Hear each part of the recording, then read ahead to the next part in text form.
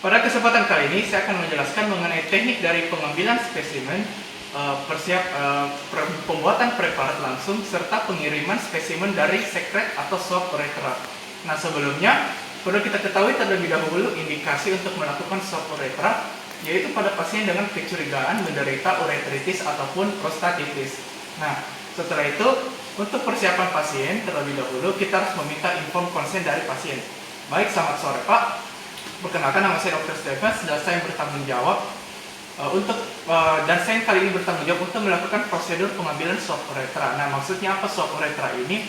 Artinya nanti saya akan mengambil sampel cairan dari saluran kencingnya Bapak, dan nanti hasil dari swab ini sangat dibutuhkan untuk membantu nanti mengidentifikasi kuman yang mungkin menyebabkan kondisi yang Bapak alami, dan hasil dari swab uretra ini juga nanti akan, setelah membantu mengidentifikasi, akan membantu kami menentukan pengobatan yang cocok untuk kondisi yang Bapak alami.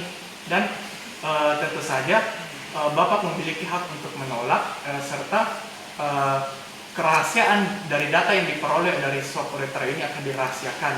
Saya akan berusaha seprofesional mungkin dan juga menggunakan alat-alat yang steril, sehingga resiko yang mungkin terjadi akibat melakukan prosedur dapat diminimalisir. Apakah Bapak bersedia? Ya. Ayo, baik. Sebelumnya saya persiapkan dulu alat dan bahannya, Di. Nah, setelah meminta info konsen dari pasien, selanjutnya kita mempersiapkan alat dan bahan yang akan digunakan. Nah, tentu saja semua alat-alat dan bahan yang akan digunakan harus dalam kondisi steril. Yang pertama adalah handscoon steril. Kemudian kita akan menggunakan pembakar bunsen, label yang nanti dibutuhkan untuk pendataan. Kemudian kita menyiapkan juga kaca objek atau kaca preparat yang steril.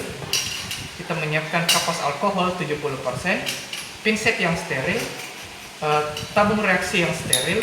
Kemudian kita mempersiapkan juga 3 hingga 4 kapas lidi yang steril. Kita menyiapkan larutan NaCl fisiologis atau biasa disebut larutan garam fisiologis yang steril. Nanti akan kita siapkan pada tabung reaksi kira-kira 5 ml. Setelah itu kita menyiapkan juga botol atau tabung steril yang di dalamnya telah berisi medium pertumbuhan bakteri yang disebut sebagai Stuart medium. Dan kita menyiapkan juga kasa yang steril. Kemudian kita menyiapkan baskom yang telah berisi klorin 0,5%, dan kita memastikan semuanya berada di jangkauan beserta tempat sampah medis. Setelah mempersiapkan alat-alat dan bahan terlebih dahulu, kita siapkan kaca objek. Kita lakukan sterilisasi dengan menggunakan kapas alkohol 70%. Kemudian kita lakukan juga sterilisasi ulang dengan menggunakan api dari pembakar bunsen. Kita lewatkan saja untuk menghindari kerusakan pada kaca objek. Setelah itu, kita lakukan sanitasi tangan.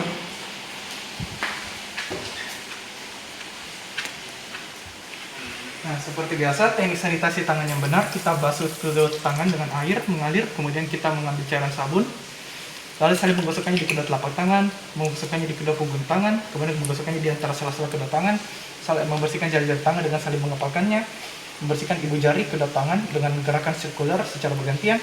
Kemudian kita gosokkan kuku-kuku dan ujung jari pada telapak tangan satunya dengan gerakan sirkuler, lakukan secara bergantian. Dan terakhir kita bersihkan daerah pergelangan tangan secara bergantian. Dan kita kemudian bilas kembali dengan air mengalir. Setelah itu kita bersihkan kedua tangan dengan menggunakan handuk yang steril ataupun menggunakan handuk yang steril. Setelah melakukan sanitasi tangan, selanjutnya kita juga sebelumnya harus telah memastikan kita menggunakan peralatan pengamanan keselamatan laboratorium yang dibutuhkan, yaitu masker dan menggunakan jas laboratorium.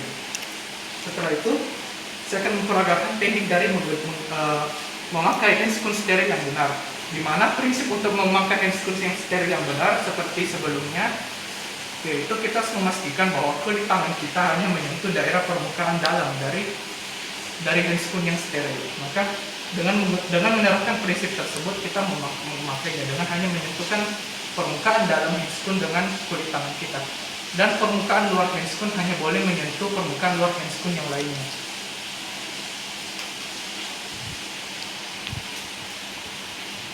Kemudian kita tetap memastikan permukaan luar handscoon hanya menyentuh permukaan ruang handscoon lainnya.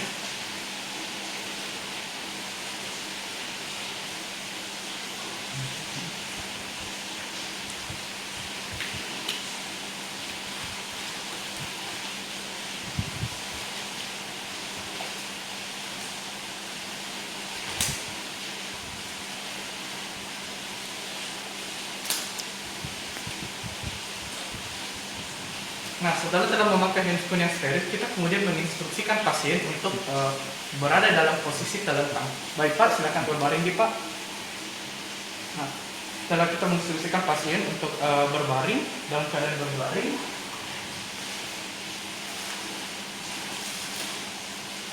kemudian kita menginstruksikan kembali pasien, untuk melepaskan pakaian dalam serta celana dalam yang sehingga organ genitalia pasien semuanya terekspos, dan pada kasus ini penis pasien akan terekspos. Nah, setelah penis dari pasien terekspos, kemudian jika misalnya pada pasien yang belum disirkumsisi, kita terlebih dahulu harus menarik kulit prekusium pasien menuju ke pangkal hingga terekspos glans penisnya. Setelah itu, pertama-tama kita lakukan disinfeksi pada daerah dari glans penis serta orifisium uretra externus pasien dengan menggunakan pinset dan pinset yang yang menjepit kasa steril yang telah dibasahi dengan larutan garam fisiologis atau larutan NaCl 0,9%. Kita pastikan bahwa seluruh bagian kasa telah dibasahi. Kemudian pertama-tama dengan menggunakan kasa steril tersebut, kita bersihkan daerah dari glans penis pasien, mulai dari daerah orifisium uretra externus melingkar keluar hingga ke pangkal dari glans penis pasien. Setelah itu kita buang kasa steril tadi ke baskom yang telah berisi klorin 0,9%, dan pinset kita kain kasa steril kita buang pada tempat sampah medis, dan pinset yang digunakan kita letakkan pada baskom yang berisi klorin 0,5%. Setelah itu, setelah melakukan sanitasi tersebut, selanjutnya kita menggunakan kapas lidi yang pertama yang steril, di mana untuk kapas lidi pertama ini kita pastikan juga bahwa sudah direndam dalam NaCl, dalam larutan NaCl fisiologis. Lebih mudah membasahinya pada tabung reaksi yang telah berisi kira-kira 5 ml, dan pastikan kita telah membasahi bagian kapasnya. Setelah itu kita lakukan terlebih dahulu, kita masukkan kapas dari lidi tersebut melewati orifisium uretra externus pasien. Kita masukkan hingga sedalam 1 cm terlebih dahulu. Kemudian kita putar dengan perlahan-lahan keluar. Dengan gerakan melingkar dan berputar, kita tarik perlahan-lahan keluar hingga dia telah membersihkan daerah dinding dari distal penisnya atau distal uretra pasien, membersihkan dinding-dinding dari distal penis pasien dan daerah di sekitar orifisium uretra externusnya. Setelah itu, kapas lidi tersebut kita buang ke tempat sampah medis, dan kita mengambil kapas lidi baru yang kedua yang telah kita rendam juga sebelumnya, kita telah basahi juga sebelumnya di dalam larutan NaCl fisiologis. Nah, untuk kapas lidi yang kedua ini kita masukkan lebih dalam ke dalam orifisium uretra externus pasien, lebih dalam kira-kira 2 hingga 3 cm. Kemudian kita lakukan penggosokan di daerah dinding-dinding dari distal penis pasien tersebut dengan gerakan searah jarum jam dan gerakan memutar perlahan-lahan keluar. Setelah itu kita mengambil kaca objek atau kaca preparat yang telah kita sterilisasikan tadi. Kemudian kita lakukan apusan dengan gerakan melingkar pada bagian tengah dari kaca preparat. Dan perlu juga saya ingatkan bahwa sebelumnya seharusnya kita telah menuliskan data pasien serta nomor dari registrasinya pada daerah di ujung kaca preparat yang dapat ditulisi. Setelah kita mengisinya, kemudian kita membuang kapas lidi tersebut ke dalam tempat sampah medis dan kita biarkan preparat di atas kaca objek mengering. Sambil menunggunya mengering, kemudian kita mengambil kapas lidi yang ketiga. Kita juga pastikan telah direndam di dalam, telah kita basahi dalam larutan NaCl fisiologis yang steril. Kemudian kita lakukan kembali teknik seperti kapas lidi yang kedua tadi. Kita masukkan melalui orificium ureter externus pasien. Sebelumnya kita sambil mengatakan kepada pasien bahwa Pak, saya masukkan dulu ya. Lalu dengan seperti manuver sebelumnya, kita perlahan-lahan gosokkan di daerah di dinding dari distal uretra pasien. Kita lakukan dengan gerakan memutar arah jarum jam hingga perlahan-lahan keluar. Nah, setelah itu untuk sampel spesimen kapas lidi yang ketiga ini kita masukkan ke dalam storage medium, ke dalam tabung steril yang di dalamnya telah terdapat storage medium. Kita masukkan, kita pastikan bahwa ujung dari kapas lidinya sudah masuk semua ke dalam tabung. Kemudian pangkalnya kita patahkan dengan membakarnya di atas api pembakar bunsen. Setelah itu kita patahkan dan kita tutup rapat. Kemudian kita menyimpannya terlebih dahulu. Dan maka prosedur dari pengambilan dari spesimen swab ureter selesai. Kita mengucapkan terima kasih kepada pasien dan kita menginstruksikan kembali pasien untuk memakai pakaiannya kembali. Baik Pak, telah selesai. Terima kasih Pak. Nah, setelah itu selesai pengambilan spesimen, kita kemudian lakukan kembali sanitasi praktek. Kita bersihkan terlebih dahulu handscoon steril kita yang mungkin telah dikotori dengan berbagai cairan dari ureter dari pasien. Kita bersihkan di dalam baskom tadi yang telah berisi larutan klorin 0,5%. Kemudian kita buka dengan teknik membuka handscoon steril yang benar, yaitu dengan tetap menerapkan prinsip di mana permukaan luar dari handscoon hanya menyentuh bagian luar dari handscoon lainnya dan bagian dalamnya hanya boleh menyentuh kulit tangan kita. Baik, kita letakkan ke dalam baskom telah berisi 0,5% klorin dan kita tutup kembali sanitasi tangan.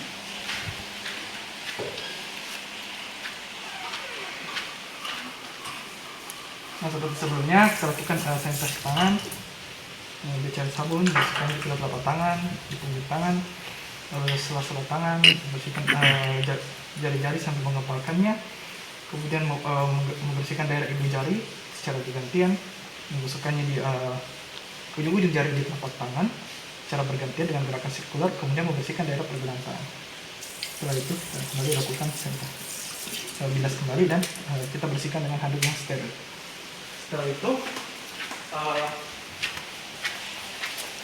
Setelah melakukan sanitasi tangan kembali, setelah melakukan prosedur dan mengucapkan kembali terima kasih kepada pasien atas kesediaannya mengikuti prosedur pengambilan swab ureteranya. Selanjutnya kita mempersiapkan spesimen yang telah diambil tadi untuk pengiriman.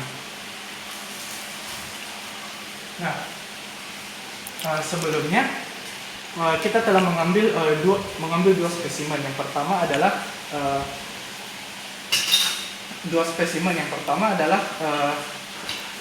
tabung yang telah bersih storage medium dan telah di dalamnya telah terdapat kapas lidi dengan spesimen swab ureter pasien. Kemudian yang kedua adalah kita telah mengambil kaca objek yang di atasnya telah terdapat preparat dari sampel swab ureter tadi, dan sebelumnya kita harus pastikan telah difiksasi dengan melewatkannya 2 hingga 3 kali di atas dari api pembakar bunsen. Setelah difiksasi, kemudian kita mempersiapkannya untuk pengiriman.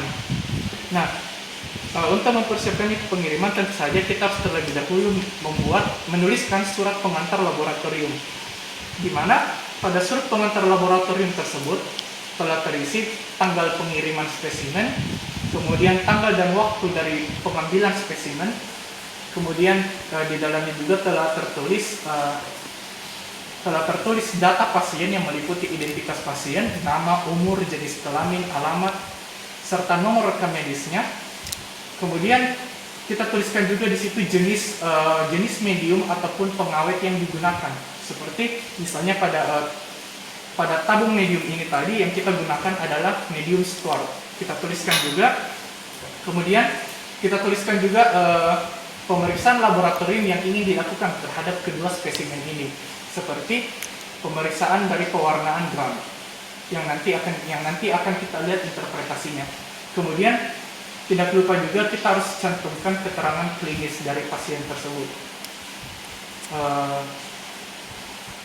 Setelah itu, setelah menuliskan semua yang dibutuhkan pada surat pengantar laboratorium, kemudian kita tidak lupa juga pada surat pengantar laboratorium tadi harus telah tertulis jenis dari spesimen tersebut, di mana untuk kesempatan kali ini jenis spesimen yang kita gunakan adalah secret uretra atau swab uretra. Nah, setelah melengkapi surat pengantar laboratoriumnya, kita kemudian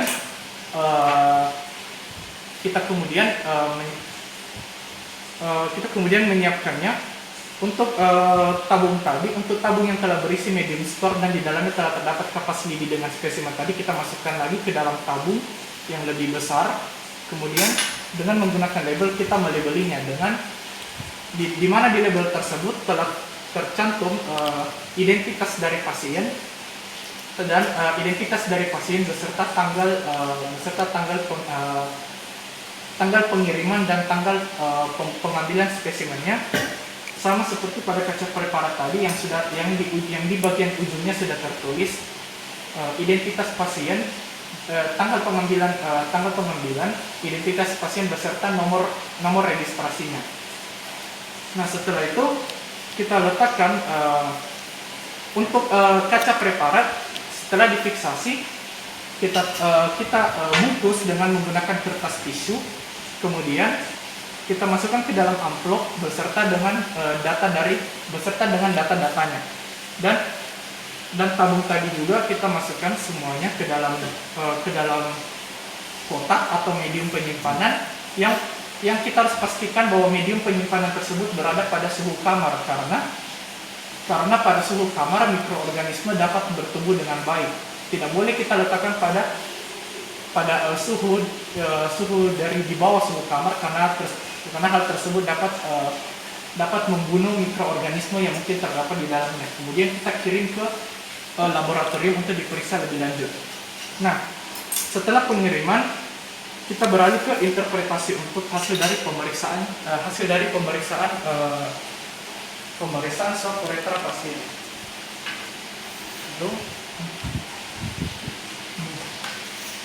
Nah, berdasarkan skenario diketahui pasien merupakan seorang laki-laki 27 tahun yang datang dengan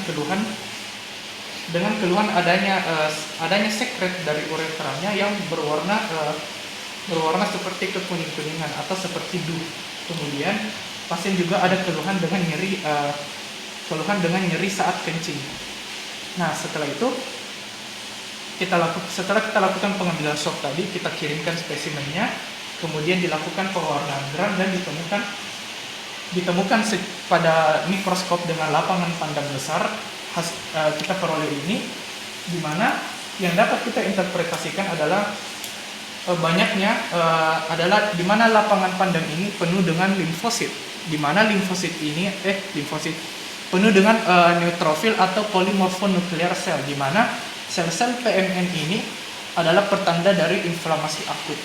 Dan yang perlu kita perhatikan juga selain dari pertanda inflamasi akutnya adalah dapat kita lihat adanya bakteri-bakteri yang berwarna merah. Artinya bakteri tersebut adalah bakteri-bakteri gram negatif, di mana bentuknya seperti diplococcus atau seperti biji-biji, dua biji yang saling berdekatan. Dan kita ketahui bahwa lokasi dari bakteri-bakteri diplococcus gram negatif tersebut kebanyakan berada di dalam dari sel-sel polimorfonuklear. Kemudian ada juga yang terdapat pada ekstraseluler, namun hanya beberapa, tapi kebanyakan berada di intraseluler dari sel-sel PMN tersebut. Maka berdasarkan dari hasil mikroskopis dari swab ureter, sampel spesimen swab ureter pasien, kita kemudian dapat menyimpulkan bahwa adanya tanda-tanda leukosituri, adanya tanda-tanda inflamasi, dan kita dapat mendiagnosis pasien sesuai dengan bakteri atau mikroorganisme yang terdapat pada hasil swab uretranya. Untuk Diplococcus gram negatif ini, infeksi yang umum terjadi pada uretra adalah bakteri Neisseria gonorrhoeae, atau bakteri Neisseria gonorrhoeae ini umumnya berbentuk seperti Diplococcus gram negatif. Maka dapat kita diagnosis pasien dengan uretritis gonorrhoeae. Nah, setelah mendiagnosis pasien, kita kemudian dapat beralih ke tata laksananya yang akan dijelaskan pada CSL kesempatan lain. Sekian saja untuk teknik dari pengambilan spesimen, pembuatan preparat serta pengiriman spesimen untuk swab uretra. Sekian dan terima kasih.